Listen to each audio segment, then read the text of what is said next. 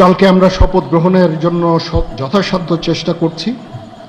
একটা প্রস্তাব ছিল বিকালে করার, বিকালে খুব টাইট হয়ে যেতে পারে, কিন্তু উনি 2টা 10-এর দিকে হয়তো এখানে আসবেন। এটা এইমাত্র পাওয়া খবর এইচএসসি এক্সাম নিউজ।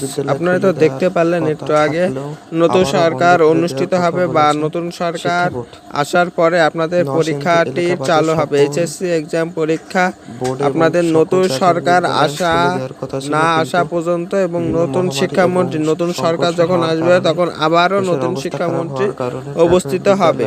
তো আপনাদের পরীক্ষাটি এই কারণে, একটা কারণ হচ্ছে পরীক্ষা প্রশ্ন একটা বন্ধ হয়ে গেছিল, প্রশ্ন নষ্ট হয়ে গিয়েছিল, আর একটি হচ্ছে একটা শিক্ষা বোর্ড তাদের কোনোভাবে পরীক্ষাটি নিতে চাচ্ছিল না। কিছু মাত্র 2 দিনের জন্য সেনাবাহিনীর দায়িত্বে ছিল, কিন্তু তারপরে একটা সরকার ঘোষণার নির্দেশ দিয়েছিল বা সরকার অনুষ্ঠিত হবে।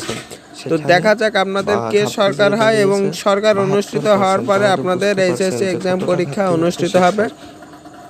মেন হচ্ছে নতুন সরকার আসার পরে আপনাদের এইচএসসি এক্সাম পরীক্ষা শুরু হবে। তার আগে হয়তোবা আপনাদের হবে না, বা হয়তোবা আপনাদের এই মাসে পরীক্ষা নাও হতে পারে। আমি অনেক ভিডিওতে বলেছি এই মাসে আপনাদের পরীক্ষা নাও হতে পারে। দেশের পরিস্থিতি এবং সব অবস্থা ফিরে আসার জন্য একটা সময় লাগবে, তারপরে আপনাদের পরীক্ষাটি অনুষ্ঠিত করবে।